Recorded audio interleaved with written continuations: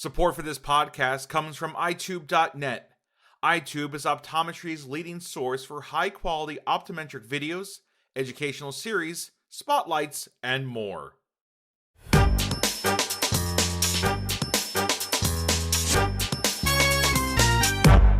Hey friends, welcome to another episode of Collaborative Corner of the podcast, where we take 20, 25, 30 minutes of your time and give it back to you. So you just have some background noise. It's all about the listeners. We're here for everybody. So as always, I always kind of like to start with just some kind of interesting things, at least they're interesting for me, that I see that's going on in our profession. There is a company called OKYO Pharma. They actually just submitted their application for fast track designation with the FDA.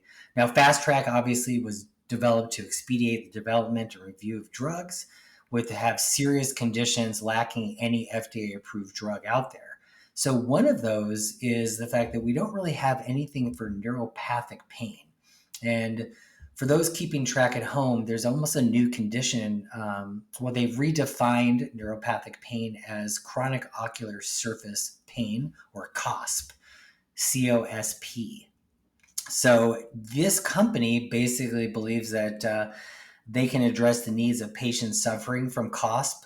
They have this uricostimide, which is the potential to redefine the treatment paradigm for individuals grappling with the challenging condition. So kind of excited. We'll see where that takes us, see where it takes them. You know, they completed their phase 2 multi-center double mask trials. And so they're kind of moving on. Something else that I ran across that I found kind of interesting, and it's, for me, whenever we talk about the back of the eye, it's that shiny red thing. And now we just got an Iden wide field camera from eye care. Yeah, I'm dropping a shameless plug right there because this thing is stupid. And if anybody who knows me, they know that a few years ago I had a PVD with flashes and floaters, which I promptly ignored. And then when I was at an exhibit hall, somebody said, "Hey, we need to go check that out." And sure enough, I had a horseshoe tear, and then I had 2 tears in that eye and 2 tears in the other eye. Needless to say, I was like a believer. This thing is so legit. So now it's not just the shiny red thing anymore. It's this totally really amazing looking pictures. But what's really cool is I saw this study that shows that gold nanoparticles injected into the retina can now restore vision in mice with retinal degeneration. So this is a less invasive alternative to current retinal prosthesis. When it's activated by this infrared light, the nanoparticles stimulate retinal cells, bypassing damaged photoreceptors. So back when I was a resident, I did, it was the poster that I did and the paper that I wrote was on canthaxinine retinopathy. Look it up, my friends. But it's a carotenoid. It leaves gold particles in the retina, but it doesn't get into the macula. It's cray-cray. Anyways, I could just go on and on, but we have a guest today, as we have in the past and as we always will. I am happy to be sharing this podcast with a Nittany, I think he's a Nittany line. He graduated from PCO. No, he went to Guénon University, but he works at Nittany Eye Associates. It's Dr. Mike Cymbor. No, that I was trying to do a Lion King thing. Do you get that a lot, Mike? It's kind of like a Tarzan almost. Mike, thanks for coming on. Cymbor and Simba. Is that what you're going for? Yeah, it was a hardcore dad joke. I turned 58 on Tuesday, so yeah, I think I deserve it. But Congrats. So, Michael, you give us a little bit about how you practice. Sure. So I am at Nittany Eye Associates, and so I do primary care, but a large portion of my practice is devoted to glaucoma care. And so maybe 7 years ago, we had an ophthalmologist join us. He is fellowship trained in glaucoma, and so after about working, probably about 6 months to a year of working collaboratively, he kind of said, "Hey, let's start this glaucoma institute together, you and I." And so a large part of my practice now is devoted to glaucoma care, and that's all across the spectrum, whether it's new diagnosis, mild cases, or advanced neovascular glaucoma, and everywhere in between. Obviously, our theme of our pod here is collaborating, and whether it's collaborating with other ODs or collaborating with MDs or even just collaborating with ourselves on getting off our our, our chair to go see patients.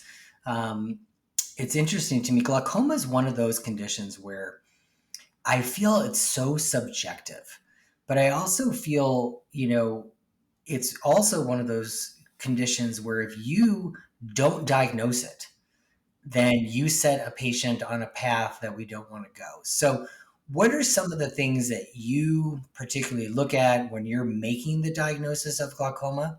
But then also, give me your, like, you know, short discussion to a patient when you break the news to them that you're giving them a lifelong sentence and a permanent condition or permanent disease. Yeah, no, those are excellent questions. So you raise a couple of points, and that is, you view glaucoma care as subjective, and I would say I do not view it that way. And the reason that I don't is mainly because of through the use of both OCT, OCTA, visual fields, ERGs, all of those things, when I put risk factors like hysteresis and pachymetry, when I put all those things together, there's always an art to it, but it's very, for me at least, while there is some nuance and uncertainty, I would say in most cases it's fairly straightforward. And so I think with some of those devices that I mentioned, it takes a lot of the mystery out of glaucoma care, at least for me. So, Michael, you mentioned a couple things. So, you mentioned OCT, OCTA, you mentioned hysteresis. I actually have been using the ORA, the ocular response analyzer, that Reichert has for hysteresis since, gosh, about 15, maybe, yeah, at least 15 or 20 years almost. Because, I mean, hysteresis is basically just the evaluation of the integrity of the cornea, or the collagen, which is contiguous with the optic nerve. So it gives you, I feel it gives you one of the earliest indicators as to whether or not that nerve can sustain different pressures. What's your kind of level for hysteresis? Like, Yeah, so when I try to build like a risk profile, every glaucoma patient I see, either risk for conversion, risk for progression. And you said it well, is that if the patient has a high hysteresis and they have a really elastic cornea, that means they have elastic sclera as well. And so as you have these pressure fluctuations and variations, they have the ability to absorb those much differently than a patient who has a very rigid cornea and a very rigid sclera. There's just nowhere for that pressure to go, and then it's going to be applied to the optic nerve and shut down a lot of the blood flow. And so hysteresis to me, and this is not my idea. It's proven. Hysteresis is one of the most one of the strongest risk factors for both conversion and progression. And so we all use pachymetry in glaucoma care. Hysteresis is better than that. well, that's you bring up another interesting point. I don't subscribe to the pachymetry, and maybe I don't know, maybe I'm dumb, but for somebody who's worked with refractive surgery patients, and the average corneal thickness is about 530 microns, which is about a 30 micron standard deviation, so 500 to 560. But then we go in and we thin it down. So we've naturally changed it. So you get a false low if you use the Imberg-Fick law for pressure testing, right? Because it assumes that everybody's cornea is a 520. So inherently, if you have a thinner cornea, you're getting a false low. It just to me almost implies that the pressure was never really right to begin with. I mean, maybe am I thinking of this wrong? But does pachymetry create a risk factor, or is pachymetry more just indicative of the fact that we don't really have a great way of measuring pressure, especially when we do Goldman?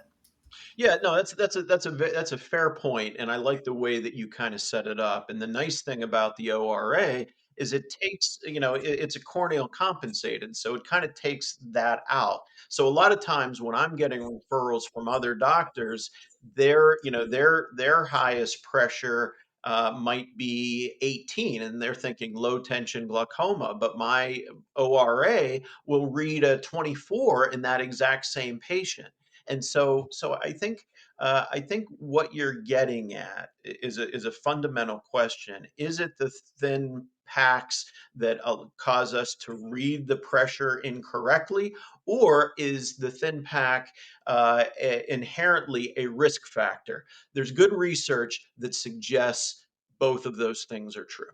Another thing that's always kind of interesting to me too is when is there's been especially a little bit of a trend outside the United States of using SLT, of going to laser as kind of your first line treatment. Do you feel that that's something that's going to take place here, or give me your drop regimen? I mean, when do you decide one drop is too many, or combo medications, or how do you feel about that? Yeah, I mean, let's just cut to the chase. Like, if I have a new patient, newly diagnosed, how am I going to manage that patient, right? And so the SLT light study came out in 2019. Prior to that, in collaboration with our fellowship trained glaucoma specialist, the two of us really were doing SLT as first line therapy prior to the light study coming out. And then in 2019, when the light study came out and said not only should SLT, might be considered as first line therapy, it said it should be considered as first line therapy. So that was just justification for what were already doing. So there's this move within the glaucoma space now called interventional glaucoma. So I would say that that's really my philosophy is let's jump in at the earliest time period and take it out of the patient's hands. Harry Quigley from Wilmer, Johns Hopkins, has done the research and has said at any given time, our patients are using their drops roughly 50% of the time. And so then they come, and then we see progression, of course. And now what are we doing? We're adding a second drop, and the compliance goes down even further. So why not? Let's just jump right into an SLT. So probably 85% of our newly diagnosed glaucoma patients, they're going directly to SLT. So do you do 180? Do you do 360, or Yeah, so we, the 180/360 was kind of a remnant from the ALT, that really kind of blew out the trabecular meshwork. So for SLT, because the mechanism is different, we're pretty much doing 360 on all patients, with the exception of occasional, like if it's a pigment dispersion or pseudo exfoliation patient where there's just a ton of pigment. In those cases, maybe we'll do 180 just to make sure we don't get a pressure spike. But in general, we're doing 360 on everyone. That's really interesting. Because I was expecting you to say, well, we start every patient on one of the prostaglandins or prostamides, and now we have new preservative free, so we want to work on that ocular surface. So the 15% that you don't start on an SLT, what do you go with? Yeah, in those cases, I would go with I was a huge Zioptin fan, and until Iusa came out, and I really like the not only is it BAK free, it's preservative free, and I love that. We know what BAK does to the meibomian glands, to the ocular surface, and we're talking about a lifetime of treatment, like you mentioned previously. And so, do I want to bathe? If I have the option of bathing the ocular surface in BAK for 5 to 10 or more years versus not, why would I do that? And so I'm now. With that said, I am on the TEA Speakers Bureau, so I want to disclose that. But I was using it long before I've been on the Speakers Bureau. I'm a big believer in preservative free. Well, I totally agree with you. I mean, I think one of the things that when the key word here is collaborate. And if you're managing a chronic condition and you're also inducing the potential for a chronic ocular surface disease, then you have to balance the two. And I know a lot of you glaucoma guys, you're all like, look, you know what? Their eyes are red and burning, but they can see. So you know what? And I can't subscribe to that. And you don't sound like you do either. But I got to push back on you a little bit, Michael. And can I call you Michael? Is that okay? Yeah, absolutely. Yeah, Okay. absolutely. Is access. And as much as I want, I mean, we get all these new medications. We talked about, Rho kinase inhibitors, and we had single combination drugs like Vyzulta, and but then it always boils down to insurance. So how do you handle that, with patients that need to be on a branded medication that's unique, that's preservative free latanoprost? How do you do that? Sure. The way I navigate that, well, first off, if they're going to SLT, it's not even an issue. We're not getting 10 callbacks from the pharmacies, right? But how am I, so if they're a commercial insurance, non-Medicare, then IUSA has a really aggressive coupon system that works beautifully. And so that's typically not an issue. And if they're Medicare, then a lot of times I will use the Xioptin directly through Eagle Pharmacy, where their cash pay is roughly $50 for 30 vials, but those 30 vials will last them for 2 months, and so essentially that puts it in the realm of being affordable for most patients, and so that's how I navigate those waters. Yeah, so that's what I do too. I try to really give the patient what's in it for them, a whiffdom, what's in it for them, and basically say, this is the medication I think that's going to benefit you, and let's see how we can game the system. Again, it's all about collaborating. But you bring up a really, really excellent point about adherence, and I feel that the vast majority of the conditions that we have, the challenges that we're faced with, is we're busy. People are busy, but more importantly, it's the vast majority of our patients just don't stick to treatment regimens, especially when it's, if it's pain where they can, you have pain, the pain goes away, then they're going to do it. You're hungry, you eat something, you're thirsty. But when you have glaucoma, or you have, let's say Demodex, or you have ocular surface disease, patients are not motivated. So, are you doing a lot of MIGS? Are you recommending patients with the minimally invasive glaucoma surgeries? Yeah, so the answer is yes. We do a lot of Cahook dual blade, KDB. We're doing that in conjunction with cataract surgery, but it's also a standalone. So we're doing both of those.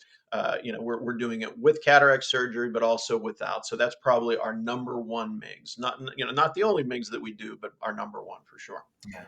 And how do you have that discussion with patients? Tell me how you would talk to how you would tell a patient, hey buddy, we're going to do surgery when, or, you want to recommend MIGS, because I feel like as us as ODs, it's like, I don't know. Sometimes I feel that we get apologetic about stuff. It's like, well, I'm really sorry, but it's like, because I'm in your face. So I just say, look, this is what we're going to do. This is what we need to do. This is where I'm sending you. So give me 30 seconds.